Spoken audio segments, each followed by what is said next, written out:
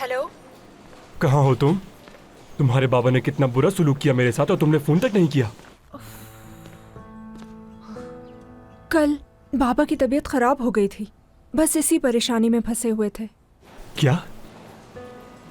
अब कैसे हैं वो? ठीक है। अच्छी बात है।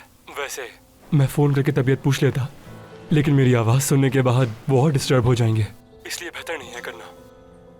मैं जानती हूँ बाबा तुम्हें पसंद नहीं करते, मैं इसके लिए माफी चाहती हूँ तुमसे।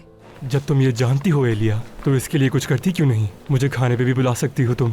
हो सकता है वो मुझे मजीद जान ले इस तरह। ठीक है। ठीक है फिर। एक बात बताने के लिए फोन किया था मैंने। इज़मीर जा रहा हूँ। उन्हें हमारा काम बहुत पसंद आया। शायद कोई सीन ऑन हो जाए हमारा। क्या? वाकई में? ये तो अच्छी बात है। फिक्र मत करना, मैं सब कुछ संभाल लूंगा। बस जरा तुम भी हमें याद कर लिया करो तो हमें भी लगेगा कि हमसे कोई मोहब्बत करता है। बहुत याद करती हूँ। अच्छा, हो सकता है मुझे जरा टाइम लग जाए तो तुम परेशान मत होना। ख्याल रखना। तुम भी ख्याल रखना।